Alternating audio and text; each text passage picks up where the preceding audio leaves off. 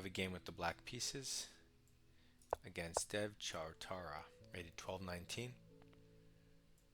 He allows us to put two pawns in the center, so we're going to. He plays this very weird opening, just a bunch of random moves. So he's not threatening anything. I'm just going to develop a piece towards the center. He develops his bishop. He's not threatening anything.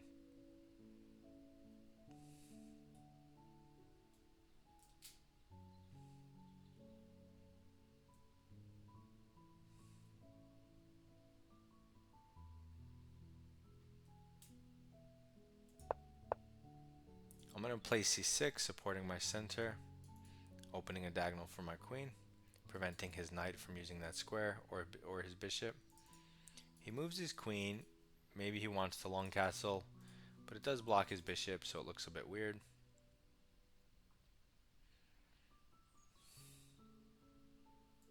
I'm just going to develop my bishop towards the center, prepare short castle, and my position looks really nice and healthy. If he long castles, maybe we can prepare to attack him there. Otherwise, it looks weird that you moved your queen. Why'd you move your queen? Unless you want a long castle, it makes no sense.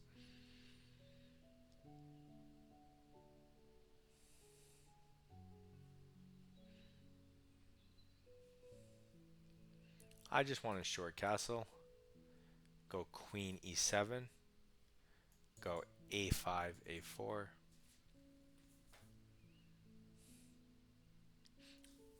And see what white does. And that works very well if he does long castle. You could eventually throw the bishop here. And if he wants to short castle, well, he better start developing. I don't know why he moved instantly and now he's thinking. Okay, so he just short castles, so it's really weird. I mean, he just long castles, but he thought for a long time. So we just short castle. Now it's an opposite side castle game. He now puts a pawn in the center, establishing a presence, but it also kind of blocks his own bishop, so it's weird. If we take it and he recaptures, we can tempo the queen. It's not the biggest deal in the world, though. You could also leave the tension, which is what I'm preferring. And now that we are opposite side castles, I want to throw in a5, little space for the rook. He created this hook pawn on g3. So he starts pawn storming the other side. It's slower than ours. Than our attack. We didn't push our pawn to g6 and make a hook. So his is going to take longer to reach us. Also, he has weird alignment issues. At any moment, we can open the center, making his flank pushes, less meaningful. So we have lots of options. Even here, I'm thinking a4. He takes the pawn. We take the knight. He takes the rook.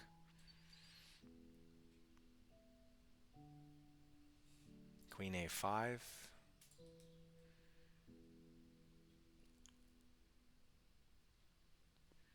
I mean, it seems playable, but we can also prepare it so it's stronger when we do it.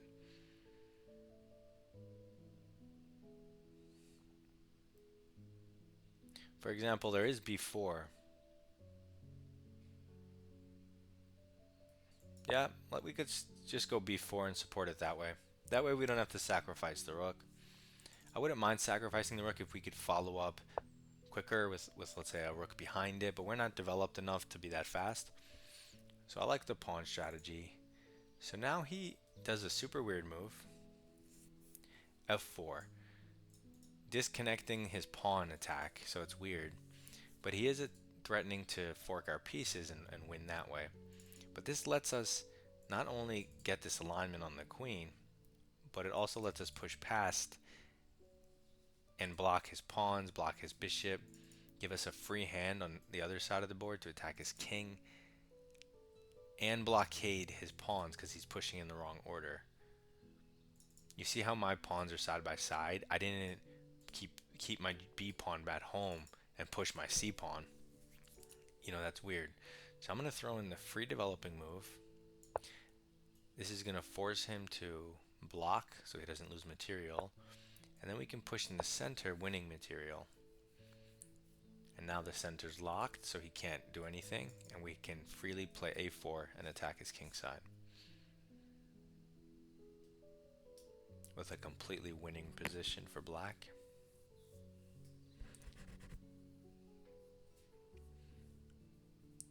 You have the additional option of blockading his structure with knight h5 or h5 pawns and f5 so he can never make a pawn break. So he moves the queen.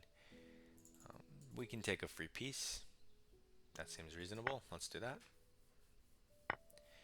Okay, so he's hitting our bishop. The good thing is this is an outpost square, so we can kind of just park here forever, and he can never hit us with a pawn.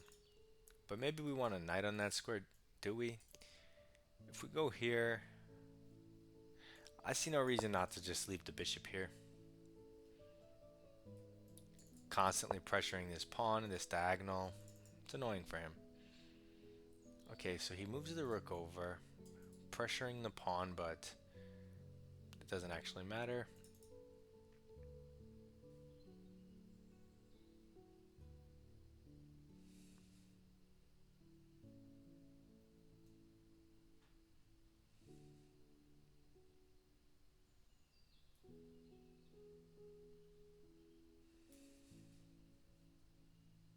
I mean, he may be trying to create checkmate threats, and you could take preemptive measures against it.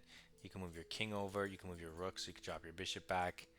But even if I do my move and then he threatens checkmate, I can push my pawn, as weird as that looks, and then when he attacks my pawn, I could just move my king, even up or over. And when he takes, you could just take back, and he's not threatening anything. You don't have to allow any of that, but I'm going to. And I'm going to push a4 and just try to open up my rook. So he does create the checkmate threat. It's a good effort, and we just stop it.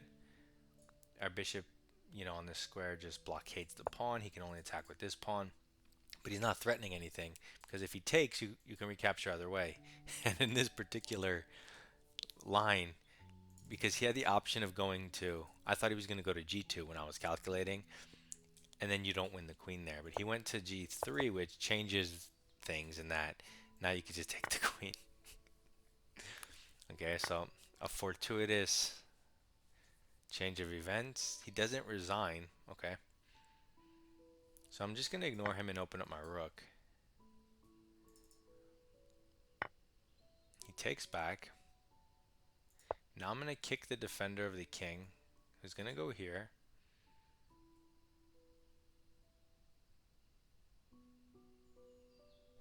Maybe. He has to. I was going to sack my rook for that knight, but he didn't even, he's just letting me in. So I'm going to take free stuff. He moves his knight here, which threatens to dislodge the bishop.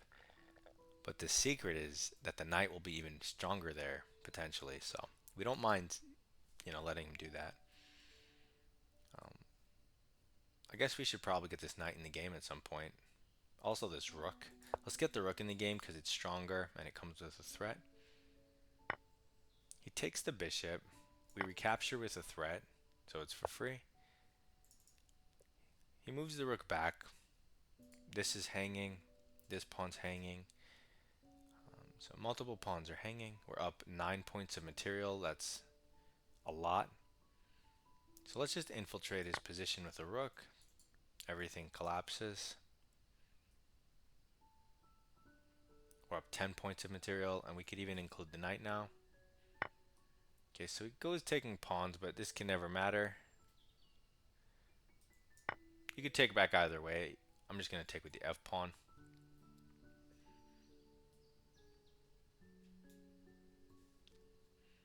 And now he has nothing to play for, no hopes. We're gonna take this pawn and threaten the bishop, and then maybe we'll try to create some mating nets quickly.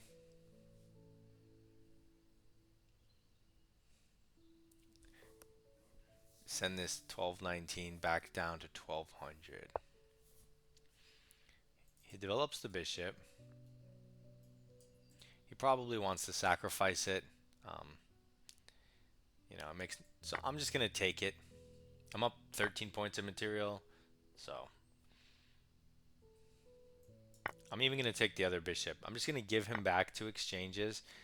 Now I'm only up 6 points of material, make it 7, but I'm just simplifying. I'm just taking stuff off the board. I have a queen and he doesn't, so it's too hard to play against in a real game. The queen is just way too flexible, way too mobile. I also have 2 knights if I ever wanted to use them, right?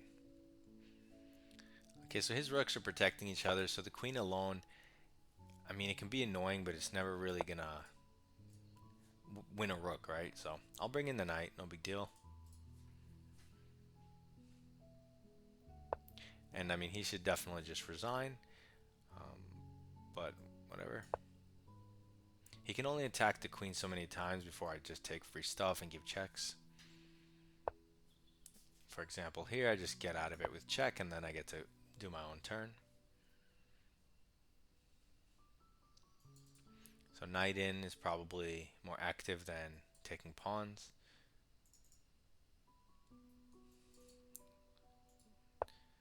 Okay, he moves his king there. So knight in, gives a check. Where's he gonna go? He goes there. Let's give another check. And now he goes there, but we could take free stuff and threaten a checkmate pattern here. Okay, he gives us a check, but taking this knight leads to checkmate, which he kindly allows us to perform. So we give him a checkmate because he took our knight and forgot all about his king. Dev Chautara, king safety is important, sir. So we have 21 average center pawn loss, 95% accuracy against Dave Chautara. Wait, is this a thing? So, okay, this is the Van Cruz's opening. We're out of theory. We just put a pawn in the center and develop. Yeah, there's one game here. We just put a pawn in the center and develop. Now there's more games. Okay, now there's no games again. So here we are. It says black is better. We just develop and center, and there's one master game. Oh, Fedoseev. Okay, so this is the thing. Center and development. Center and development. King safety and development. Minus 1.3 already. We just have a nicer center. Minus 1.8 if we push past. Wow. So anyway, we immediately start the pawn storm and gain space on the king side and help improve our rook. Minus 2.3. It really wants us to close this up.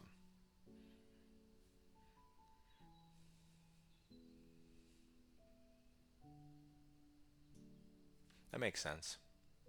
That way his bishop never gets out. I guess if he takes and we recapture with our bishop, he has the weird move f4, kicking us off the diagonal, so when we leave, he can move his knight and control the diagonal. That makes some sense. So we just continue with our pawn storm, and it's minus 1.3 better for black if he sacrifices his knight. So he has to find the knight sack. Wait, what? They want him to sack for either of these pawns. I was not looking at that. So he takes, we're going to take, and then I guess he's going to take. And now we no longer have an attack on the king, but we're up a piece and we just have to play positionally. I have no idea. That's a weird move. Anyway, he plays a normal move, a human move, f4, immediately blundering at -4. I mean, this is super weird because of all the weaknesses it creates.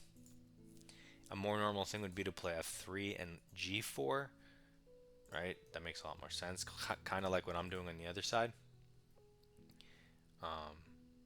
So now I'm up like a pawn, but now it goes from that to completely losing because now I just develop for free and then improve for free, free stuff, force move, and then I just attack his king at -4, force move, free stuff, and then free stuff, and you can do whatever you want. It's -8, you're up a queen. But hopefully you can see how I chose to convert. I took free stuff, I developed towards the center, force move, free stuff, force move, and then I just sacked both my rooks for both of his bishops to make life super simple, and brought the queen in for, devastating effect. Queen with the knight creates mating nets, super easy. Okay, so that was a really good game. Where we played against something weird that we don't know anything about. We just played central moves and it worked out in our favor. You end up with slightly better positions when people play passive like that. So it's usually easier to play for you. So we'd like to see it. So good luck in your chess. Submit your rapid games in my Discord. Goodbye.